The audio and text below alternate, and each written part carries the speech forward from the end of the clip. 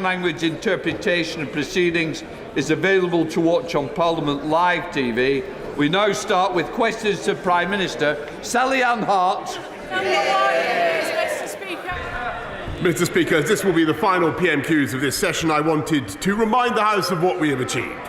More than 20 Acts of Parliament have been passed, including our National Insurance Act that will increase the thresholds from July and be worth an average of £330 a year, the largest single personal tax cut for a decade. And our Economic Crime Act to respond to Putin's illegal war in Ukraine. And we hope by the end of the session to have passed our Borders Bill to take control of our immigration system, our Police Bill to make our streets safer, our Health Bill to reduce bureaucracy and help cut the COVID backlogs. Only today, new figures show that we have already recruited over 13,500 additional police since 2019, well ahead of our 12,000 target. Those police are already on your streets, making your community safer. We're focusing on delivering the people's priorities, and there is plenty more to come in the Queen's speech on the 10th of May. Mr. Speaker, this morning I had meetings with ministerial colleagues and others in addition to my duties in this House. I shall have further such meetings later today. Sally Ann Hart. Thank you, Mr. Speaker. As a proud maritime nation, the United Kingdom has long relied on its coastal communities to help deliver national prosperity. But today, too many of them face shared challenges and disproportionately high levels of deprivation. Does my right honourable friend therefore agree with me that to ensure beautiful constituencies like mine in Hastings and Rye can properly unleash their full potential, a specific and targeted government strategy focusing on communities, on coastal communities is needed? And will he meet with me to discuss this? Yes, indeed, Mr. Speaker, and if she looks at the Levelling Up White Paper, she will find that it is indeed directed clearly at enhancing and improving the lives in our coastal communities, tilting resource and attention towards those fantastic coastal communities, and I will make sure that she gets a meeting with the relevant minister as soon as possible. Now comes the Leader of the Opposition, Keir Starmer. Thank you, Mr. Speaker. I know the Prime Minister will have whipped his backbenchers to scream and shout, and that's fine. That's fine. But I hope he's also sent a clear message that there's no place for sexism and misogyny or looking down on people because of where they come from in his party, in this House, or in modern Britain. Next year, Mr. Speaker, the UK is set for the slowest growth and the highest inflation in the G7. Why is he failing to manage the economy? Mr. Speaker, well, let me first of all say, in response to what the right honourable gentleman has said about sexism and misogyny, that I exchanged messages with the right honourable lady over the weekend, and I repeat what I said to her. There could be absolutely no place for such behaviour or such expression in this House, and we should treat each other, Mr. Speaker, frankly, with the respect that each other deserves. And on his point about the economy. Yes, of course it is true that there is a crisis of global inflation around the world, but this government is tackling it with all sorts of ways that you would expect, Mr. Speaker, helping people with the cost of their energy, British energy, far more, by the way, than the Labour will put in, a British energy security strategy to undo the mistakes of previous Labour governments, Mr. Speaker, but above all, making sure that we have the fastest growth in the G7 last year, which would not have been possible if we listened to him.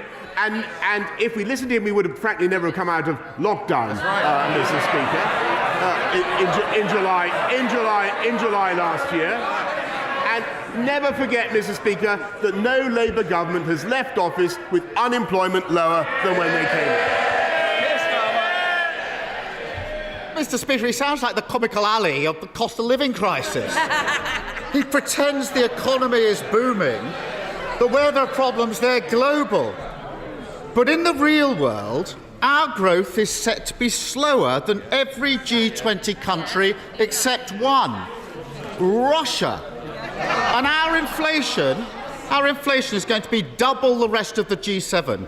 Does he think that denying the facts, staring him in the face, makes things better or worse for working people? Mr. Speaker, the facts are, as the IMF has said, that the UK came out of COVID faster than anybody else. That's why we had the fastest growth in the G7 last year. That would not have happened, Mr. Speaker, if we'd listened to Captain Hindsight. And if he studies their forecast, we will return to being the fastest by 2024 and the fastest in 2025, Mr. Speaker. That's what the IMF's forecasts say. He asks about. Read it. He asks about working people, Mr. Speaker. This is the government. This is the party that supports working people. Unlike them, with the biggest increase. Yes, I'll tell you what's going up. The living wage is going up, Mr. Speaker, by record amounts. Employment is going up, Mr. Speaker, by record amounts. 500,000 more people. They don't want to hear that. Let me give them the figures. 500,000 more people in paid employment now than there were before the pandemic began, and youth unemployment at or near record lows. Under Labour, just to remind you, everybody, under Labour, youth unemployment rose by 45%.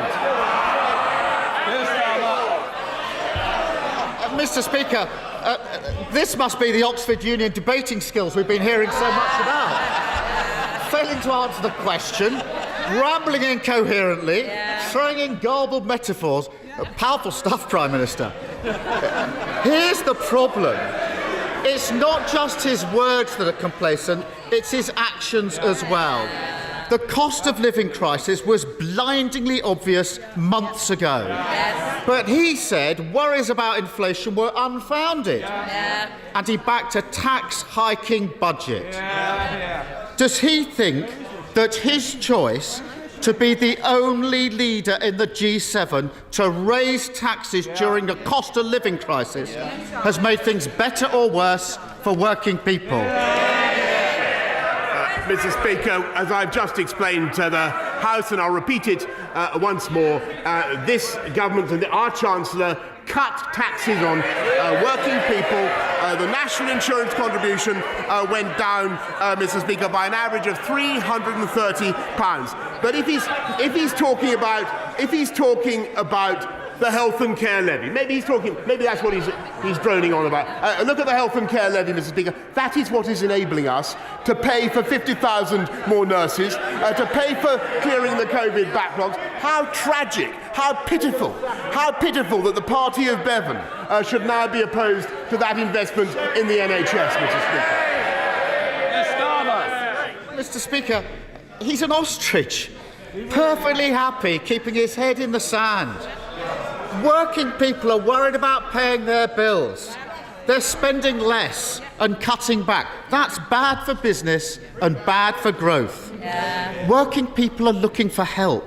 But this week, millions will look at their payslip and see a tax rise with his fingerprints all over it. Does he think that his 15th tax rise has made things better or worse for working people? Mr. Speaker, what we're doing for working people is not only lifting the living wage by the record amount, helping people on universal credit with a £1,000 tax cut, Mr. Speaker, but also cutting national insurance contributions, lifting the threshold so that on average people pay £330 less, Mr. Speaker. But what we're also doing is taking our country and our economy forward, investing in our NHS, which is a priority for the people of this country, unlike for the Labour Party, Mr. Speaker, but also ensuring that we have record creation of jobs, Mr. Speaker, and that is what matters. High wage, high skill jobs. 500,000 more. They don't care about jobs, Mr. Speaker. We do. We believe in high wage, high skill jobs, and that's the answer for the economy. Keir Starmer. Mr. Speaker, it's as if he's only just waking up to the cost of living crisis. And his big idea, fewer MOTs. It actually makes the Cones hotline sound visionary and inspirational. North Sea oil producers are making so much unexpected profit, they call themselves a cash machine. Yes. That cash could be used to keep energy bills down. Instead, he chooses to protect their profits. Let household bills rocket and slap taxes on working people who are earning a living. Does he think that that choice has made things better or worse for working people? What we're doing is making things better for working people than his plans would do by a mile, Mr. Speaker. We're raising more, we're putting more to support people with their energy costs than he would with his new tax on business. £9.1 billion that we're putting in, an immediate £150 cut in people's council tax.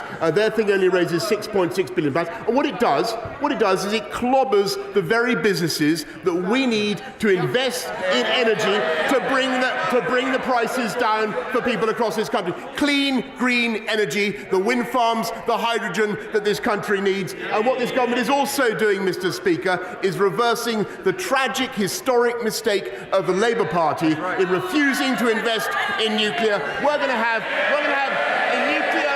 a nuclear reactor every year and not a nuclear reactor every decade, which is what we got under Labour. So they're the party of excess oil and gas profits, and we're the party of working people. This Tory government's had its head in the sand throughout the cost of living crisis. First, they let prices get out of control. Then they denied it was happening. They failed to do anything about it, and then they made it worse with higher taxes. Because of his choices, we are set to have the slowest growth and the highest inflation in the G7. Mr. Speaker, a vote for Labour next week is a vote for a very different set of choices. We would ask oil and gas companies to pay their fair share and reduce energy costs. We wouldn't hammer working people with the worst possible tax at the worst possible time. We'd insulate homes to get bills down. And we'd close the tax avoidance schemes that have helped his Chancellor, where is he, reduce his family's tax bill while putting everyone else's up. That's a proper plan for the economy. So why doesn't he get on with it and finally make choices that make things better, not worse, for working people? Mr. Speaker, I can tell the right honourable gentleman, I've listened to him over many weeks, over many years, this guy is doomed to be a permanent spectator, Mr. Speaker, because we have a plan to fix the NHS and fix social care. They have no plan. We have a plan to fix our borders with our deal with Rwanda. They have no plan. We have a plan to take our economy forward. They have no plan. Let me tell you something, Mr. Speaker. He talks about the elections.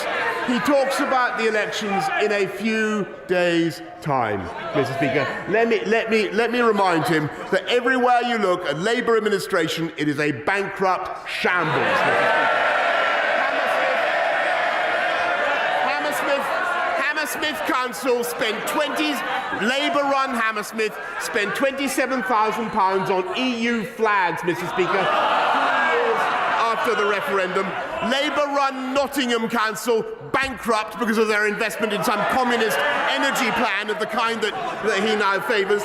He should apologise for it. Labour-run Croydon bankrupt, Mr. Speaker, because of their dodgy property deals. And never forget, Labour-run Britain in 2010, bankrupt because of what the Labour government did.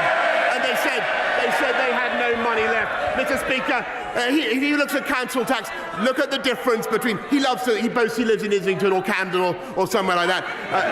He should contrast neighbouring Westminster, which has the lowest council tax in the country, and better services too. That's the difference between Labour and Conservative across the country, Mr. Speaker.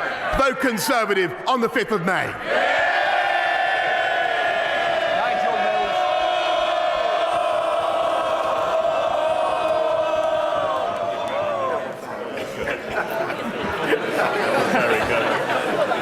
Would the Prime Minister join me in welcoming the huge step forward in the regeneration of Hena Town Centre in my constituency by the successful purchase of the rundown old grammar school building using the government's Towns Fund money this week?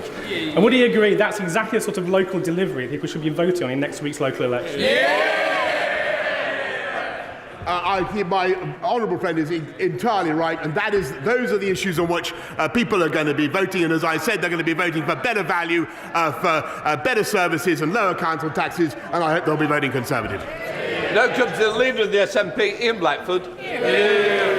Thank you, Mr. Speaker. And can I associate myself with the remarks of the Leader of the Opposition and the absolutely disgusting misogyny and sexism that was witnessed by the Deputy Leader of the Labour Party? That should shame us all, what has happened over the last few days.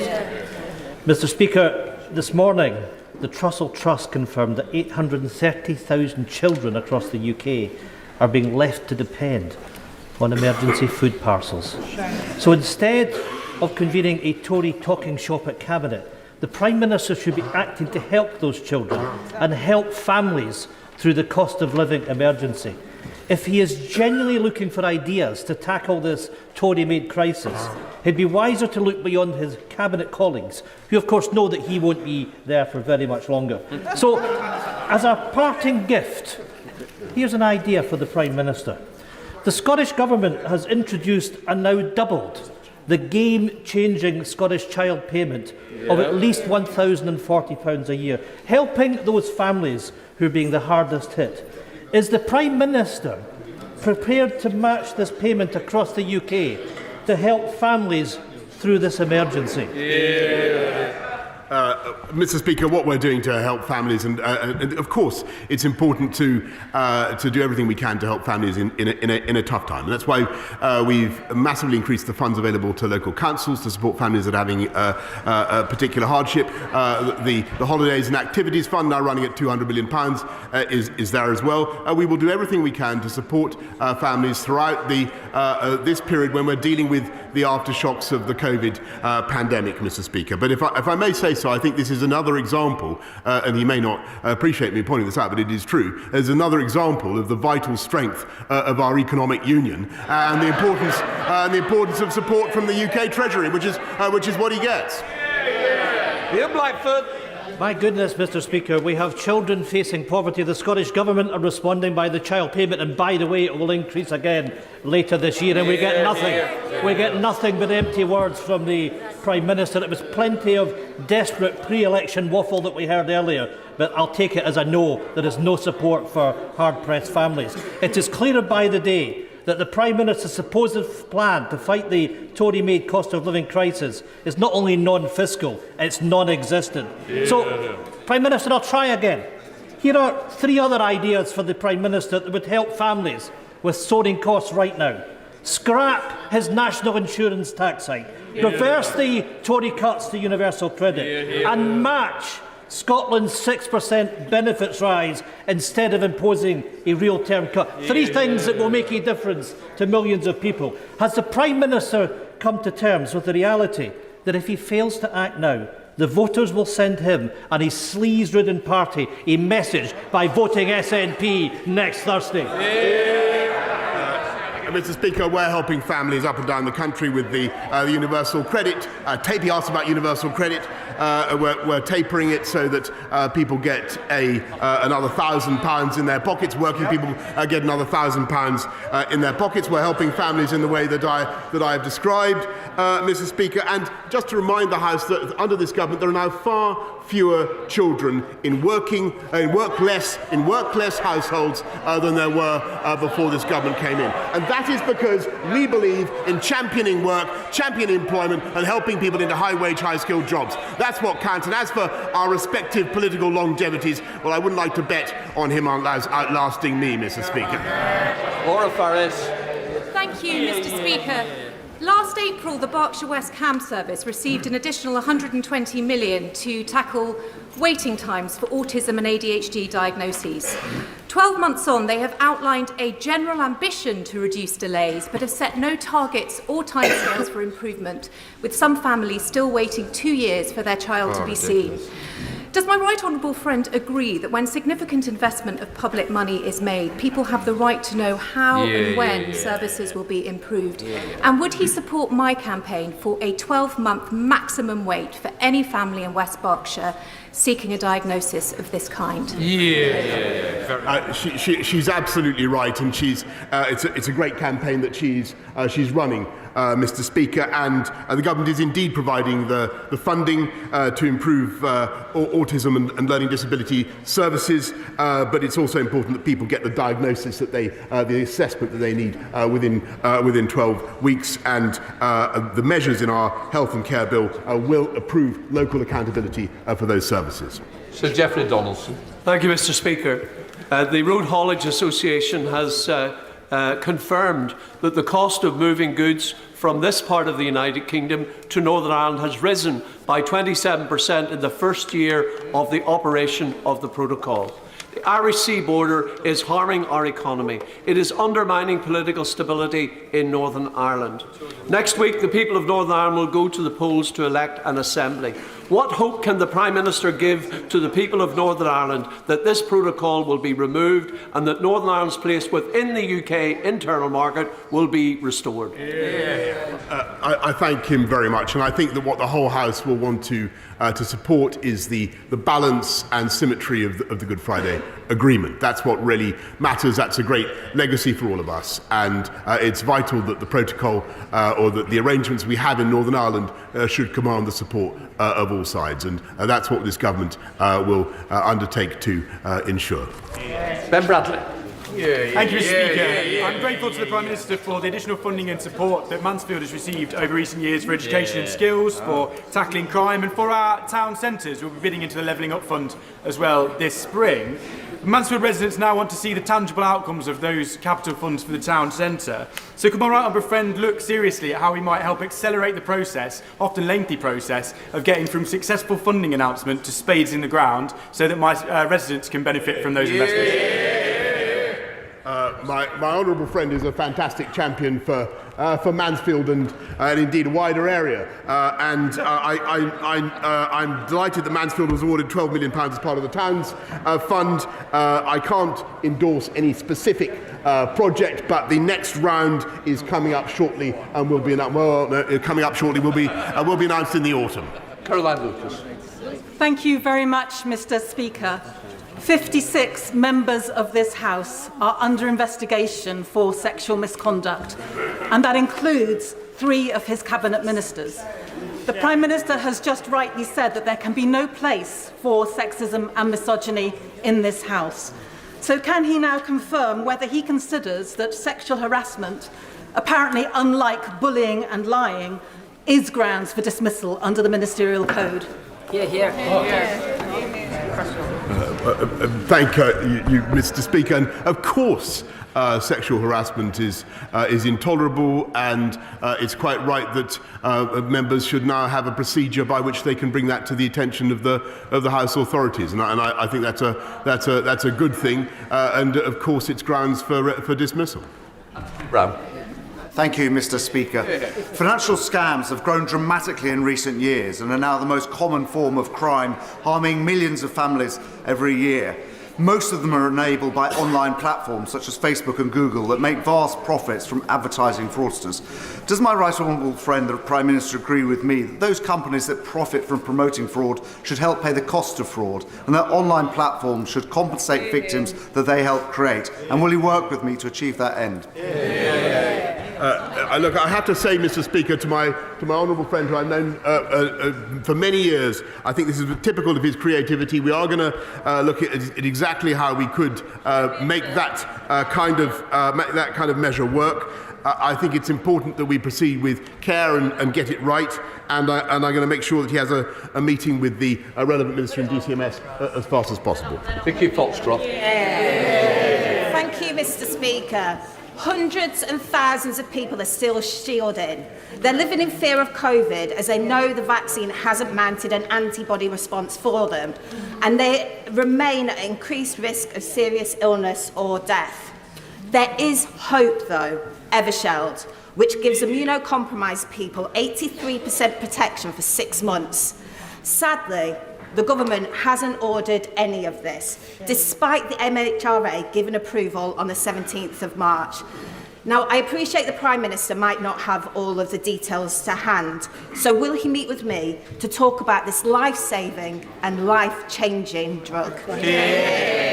I thank her very much, and I think she's absolutely right to speak up for those who are shielding and who are anxious, and we're doing everything we can to protect and to reassure them. On Evershield, we are evaluating it at the moment, but I will make sure that she has a meeting as soon as possible with the Department of Health. Thank you, Mr. Speaker. My Conservative council in Kensington and Chelsea charges £500 less council tax than neighbouring Camden Labour. And it has 4 times as many bin collections. You haven't misheard. £500 less, 4 times as many. Does my right honourable friend agree with me that everyone who wants low council tax and good services needs to vote Conservative? Mr. Speaker, do I agree with my honourable friend?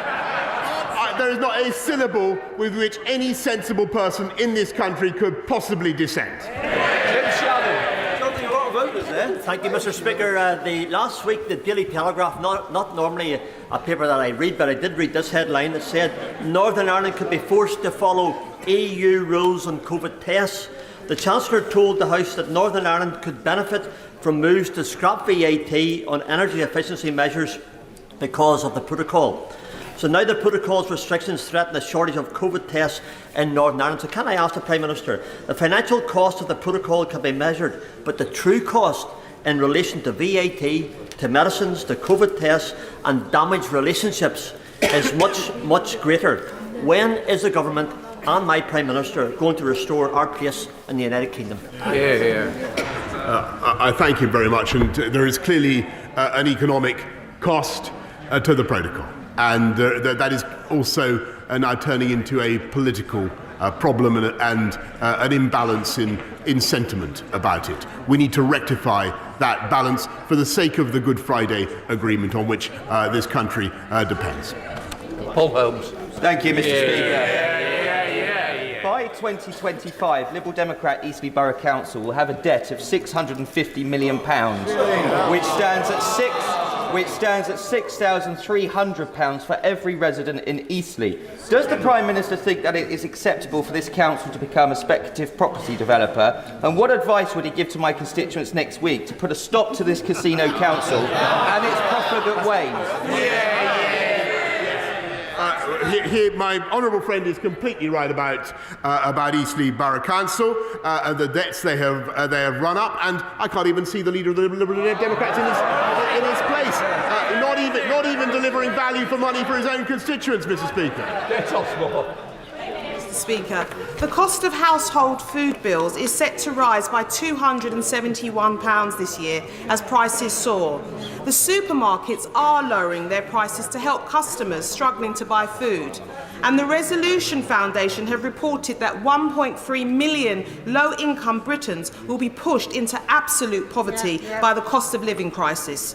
But this government is doing nothing to protect people who are struggling.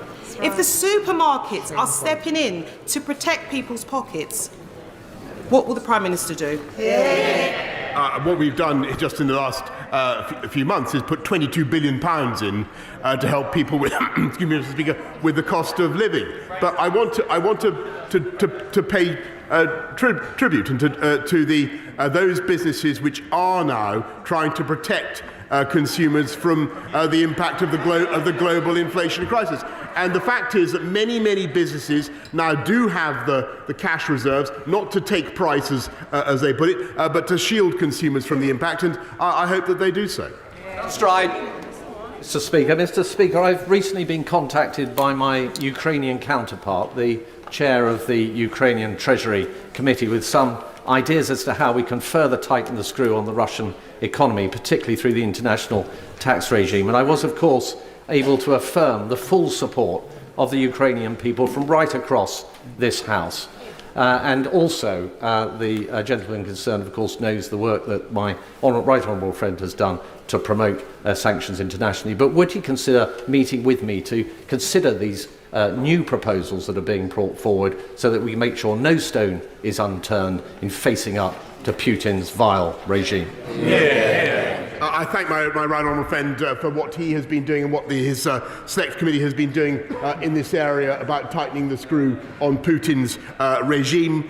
And I think that UK companies have already shown that they think very carefully about investments, doing business with Putin's Russia. We put a ban, as he knows, on all new outward investment in Russia, Mr. Speaker. But I'm very happy to make sure that further ideas from my right honourable friend should be transmitted to the government and to have the meeting as soon as possible.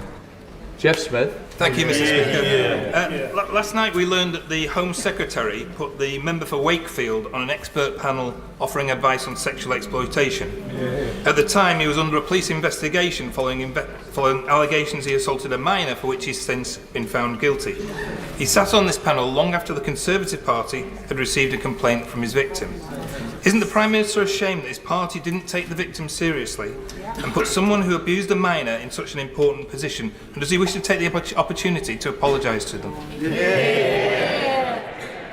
Mr. Speaker, I believe that the Home Office has already made a statement about it, and if there's any further comment to make, they will be making a statement. Thank you, Mr. Speaker. Mr. Speaker, Newcastle Underline Borough Council has secured millions of pounds of government investment for our High Street. But we do have a problem with persistent antisocial behaviour on the High Street. And so therefore, would my right honourable friend, the Prime Minister, welcome the recent appointments of a new Chief Constable for Staffordshire, a new Borough Commander for Newcastle, and the fact that Newcastle will get its own dedicated response unit? And will he also set out what further measures the government is taking to combat crime and antisocial behaviour? I thank my honourable friend, who is an avid champion of his constituents, and wait and see. And Mr. Speaker, I can tell him. I think maybe he missed what I said earlier on. But we're now running at 13,576 more police on the streets of this country as a result of the actions taken by this government, and tougher sentences as well, Mr. Speaker, opposed by the party opposite. Cracking down on drugs gangs, Mr. Speaker, when that party is soft on drugs. I think the Leader of the Opposition said he would decriminalise, he didn't want people with Class A drugs to face prison sentences, Mr. Speaker. I think I heard him say that. And of course, cracking down on cross-channel migrant gangs, Mr. Speaker, on people who risk the lives of migrants in the English Channel. We're cracking down on them, and as far as I know, they would scrap the agreement, the Economic and Migration Partnership with Rwanda, Mr. Speaker. We have a plan, they don't. Thank you very much, Mr. Speaker. 4.5 million people pay for their gas and electricity using a prepayment meter. Yeah. They already pay more for their energy than direct debit customers, and the number of people who are disconnecting themselves because they've run out of money for the meter is increasing. What is the Prime Minister going to do to ensure that all of our constituents have a right to light and to warmth? Mr. Speaker, we're working with Ofgem and all the companies to ensure that we protect people in this difficult time. But what we're also doing is making sure that we support people not just with the cold weather payments, the winter fuel payments, but making sure that through £500 million more to councils, we look after people, and this will be the types of people that the right honourable gentleman is referring to, who are finding it particularly tough. We will do everything we can to shield the people of this country as we get through the aftershocks of COVID and deal with a global inflation problem. Ben Everett. Mr. Speaker, within the last hour or so, it's been reported that some 287 members of this House have been sanctioned by the Russian state. Now, I'm sure nobody here is rushing to change their summer holiday plans, but perhaps the Prime Minister will assure us that he will continue his excellent relationship with President Zelensky and continue to provide the Ukrainian people and the Ukrainian military with the support that they need. Well, Mr. Speaker, it's no, I think, no disrespect to those who haven't been sanctioned when I say that all those 287 should regard it as a badge of honour. What we will do, Mr. Speaker, is keep up our robust and principled support for the Ukrainian people and their right to protect their lives, their families, and to defend themselves. That's what this country is doing, and that has the overwhelming support, I think, of the whole House. Final question, Daisy Cooper. Mr. Speaker, today a court has found that the government acted unlawfully when its policies led to the discharge of untested patients from hospitals to care homes at the start of the pandemic. The court also found no evidence that the former Health Secretary addressed the issue of the risk to care home residents of such transmission, despite the government insisting at the time that a protective ring had been thrown around care homes. The government has once again been found to have broken the law. Will the Prime Minister apologise to the families of the thousands and thousands of people who died in care homes in the first half of 2020? And will he also apologise to care workers for the shameful comment that he made in July 2020 when he said that too many care homes didn't follow procedures in the way that they could have? Mr. Speaker, of course I want to renew my apologies and sympathies for all those who lost loved ones during the pandemic, people who lost loved ones in care homes.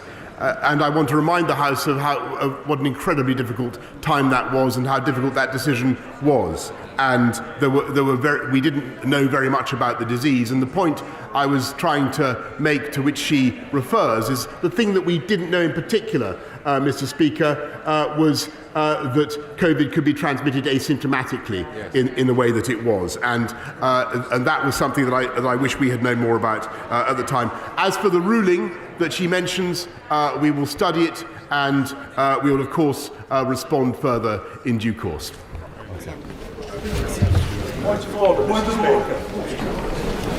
Michael Fabricant. Mr. Speaker, as you've just heard from my honourable friend, the member for Milton Keynes North, the Interfax news agency, under an hour ago in Moscow, announced that the Foreign Ministry of the Russian government will now sanction 287 members and former members of the House of Commons from both sides of this House. I'm proud to say, Mr. Speaker, that both you and I are on that list. So, Mr. Speaker, are you able to give any advice to members of the House of Commons, honourable and right honourable members, regarding this? Normally I wouldn't, but I think it is an important matter, and I'm grateful to the honourable gentleman for letting me know at the start of questions that he wanted to catch my eye. Although the issue is raised is not strictly a point of order, I am of course alarmed to hear what is reported to the Chamber. Rather than give a knee-jerk reaction now, I am sure the Government will rapidly be assessing the implications of this move. I am therefore asking the Government to keep me and the House authorities briefed on this very important issue, and I shall make and thereby sure that members are kept informed as appropriate. Further to that. Sorry, further to that point. I'm very grateful. I'm absolutely distressed that I'm not on the list, Mr. Speaker. And if I'm honest, slightly surprised. I can only assume that the Russian Federation accepts that every single thing that I have said about President Putin over the last few years is true. He is a barbarous villain, and we must make sure that he fails. I'm sure you know me and got yourself put on that list. Mike Ainsbury. Thank you, Mr. Speaker. The Prime Minister and the Honourable Member for Kensington and Chelsea incorrectly claimed that council tax is lower in Conservative councils. According to the government's own live figures, the average council tax bill for a Conservative council is £1,642. The average for a Labour council is £1,313. So, Conservative council tax bills, and this is a fact, are £329 higher than Labour council tax bills. Seeking your advice, Mr. Speaker, how to ensure those facts are put on record Can I just say to him, we're not going to continue a debate of the question earlier, and I think he's answered his own question. But I do hope he did let the member know that he was going to actually mention in the chamber. If not, I'm sure he'll just drop her a line. Right, let's come to the urgent question. I now call Yvette Cooper, Shadow Home Secretary. Thank you, Mr. Speaker, to ask the Home Secretary to make a statement about delays at the Passport Office. Well, thank you, Mr. Speaker. Prior to the pandemic, Her Majesty's Passport Office routinely processed approximately 7 million passports each year. Over the last 2 years, the necessary restrictions upon international travel meant only 4 million people applied for a British passport in 2020 and 5 million